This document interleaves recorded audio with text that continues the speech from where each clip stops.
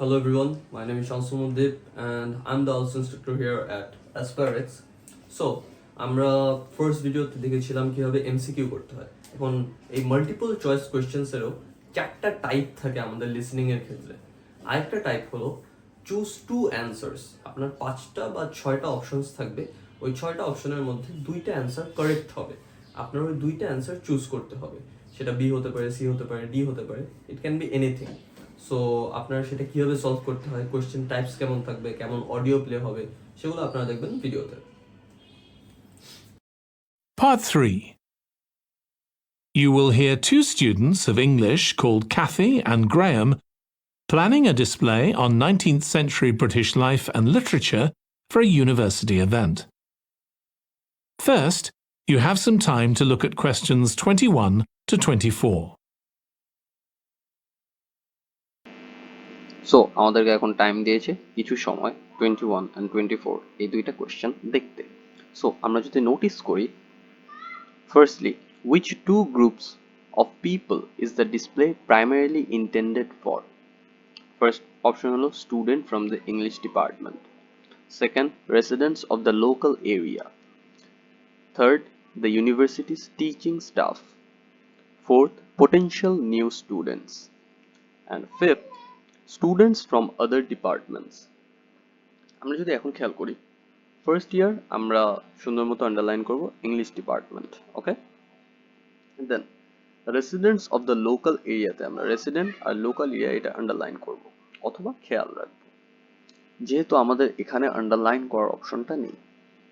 দেন number সিতে the universities teaching staff, আমরা staff আর university এটা খেয়াল রাখবো, ওকে। যেহেতু আমাদের টিচিং স্টাফ মানে জাস্ট স্টাফটা খেয়াল রাখলেই হবে। পটেনশিয়াল নিউ স্টুডেন্টস এটা জাস্ট পুরোটা খেয়াল রাখলেই হবে, এখানে কোনো আন্ডারলাইন করার কিছু নাই। Number fifth students from other ডিপার্টমেন্টসে আমরা স্টুডেন্ট আর আদার ডিপার্টমেন্ট এই দুইটাই খেয়াল রাখবো, অর্থাৎ পুরা লাইন। এখানে ওরকম কিছু নাই যে কিওয়ার্ড হবে, কারণ প্রতিটা সেন্টেন্সই শুধুমাত্র 4 অথবা 5 শব্দের, 3 শব্দেরও আছে, ঠিক আছে। তো আমরা যদি এখন আবার ফোকাস করি, যখনই আমরা কোনো রকম অ্যান্সার পাবো আমি তখনই আপনাদেরকে দেখিয়ে দিব কিভাবে ওই অ্যান্সারটা এসেছে, ওকে।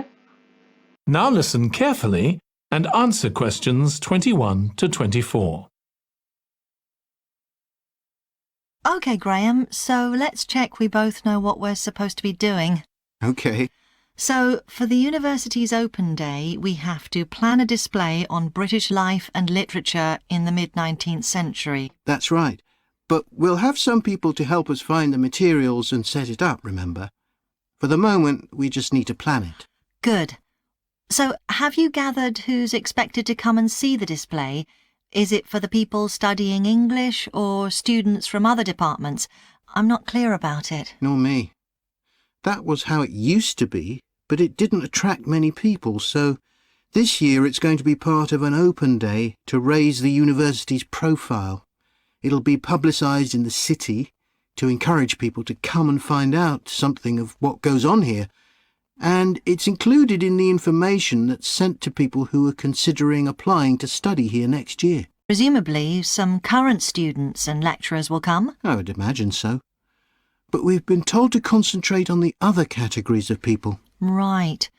We don't have to cover the whole range of 19th century literature, do we? এখন আমরা যদি খেয়াল করি ওরা কি বলছে, লোকালাইজড এরিয়া, অর্থাৎ আশপাশে যে লোকাল পিপল আছে, ঠিক আছে, যারা পরে একটা টাইমে এখানে পড়তে পারে, ঠিক আছে, এইটার উপর ফোকাস করতে, ঠিক আছে। ওরা মেইনলি এখন আশপাশের রেসিডেন্টের উপর ফোকাস করবে। সো ফার্স্ট অপশন হলো আমাদের বি। এবং একটু আগে যখন আমি ভিডিওটা পজ করলাম, এই পজ করার আগে যখন কি বলেছি যে যারা হয়তো এখানে পড়ালেখা করবে, ঠিক আছে, এটার অর্থ কি পোটেনশিয়াল নিউ স্টুডেন্টস, ঠিক আছে, মাইট স্টাডি, ঠিক আছে। জানো ওরা এইটা দেখা আরো উদ্যোগ নেয় যে এই ইউনিভার্সিটিটাতে পড়বে, ঠিক আছে, বা এই ডিপার্টমেন্টে পড়বে, ঠিক আছে। সো মেইনলি কি number B and number D, এই দুইটা অ্যান্সারের জন্য এই পুরা এতক্ষণ যতটুকু অডিও শুনলাম অতটুকু। So firstly potential new students, secondly residents of the local area, okay. Then আমরা এর পরের পার্টে যাই। আমাদেরকে অবভিয়াসলি এখন আবার বাকিটা বলবি, তখন সেখানে ফোকাস করি। No, it's entirely up to us. I suggest just using Charles Dickens. That's a good idea. Most people have heard of him and have probably read some of his novels or seen films based on them. So that's a good lead-in to life in his time. Exactly. And his novels show the awful conditions that most people had to live in, don't they? এখন ওদের দুইজনের, এই যে Kathy and Graham, ঠিক আছে, এই দুইজনের mainly Charles Dickens নোভেলিস্টের চুজ করার কারণ কি? কারণ he used his publications to attention to social problems. এখন এটা কিভাবে আসে? ঠিক আছে, মাত্র বললো যে যেই সব বিষয় নিয়ে অন্য মানুষরা অত ফোকাস করতো না, ঠিক আছে, ও এইসব বিষয়েই ফোকাস করতো, রাইট? সো এই জন্য এটার answer, he used his publications to draw attention to social problems. ঠিক আছে, ওরা যেটা বলছে সেটাই অ্যান্সার। লিসেনিং এর সবচেয়ে ভালো পার্ট হলো ওরাই বলে দেয় কি অ্যান্সার। জাস্ট আমাদের সিনোনিম অ্যান্টোনিম অথবা ওই লাইনের অর্থ বুঝে এখানে কোনটার সাথে মিলে এটা খেয়াল রাখতে হয়। আপনার এটার উপর চোখ রাখলেই পারবেন। ঠিক আছে? He wanted to shock people into doing something about it. Did he do any campaigning other than writing? Yes, he campaigned for education and other social reforms and gave talks. But I'm inclined to ignore that and focus on the novels.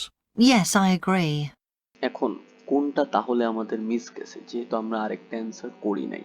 ঠিক আছে, এর আগে ওরা mainly আরো একটা কারণে কিন্তু Charles ডিকেন্সকে choose করেছে। সেই কারণটা কি?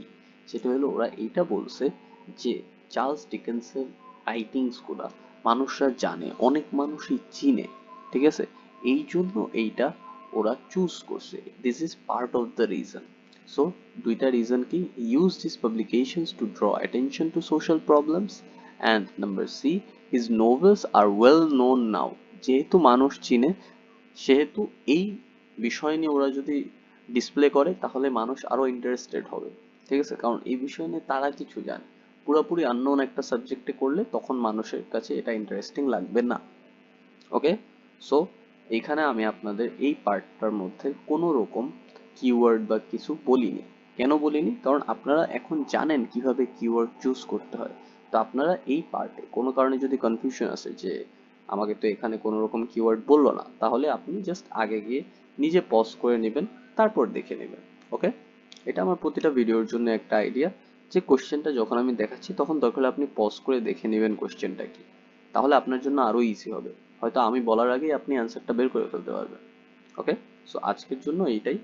এমসিকিউ যখন দুইটা এই টাইপের এমসিকিউ আসে তখন আমরা কি করব, কিভাবে অ্যান্সার করব। ঠিক আছে?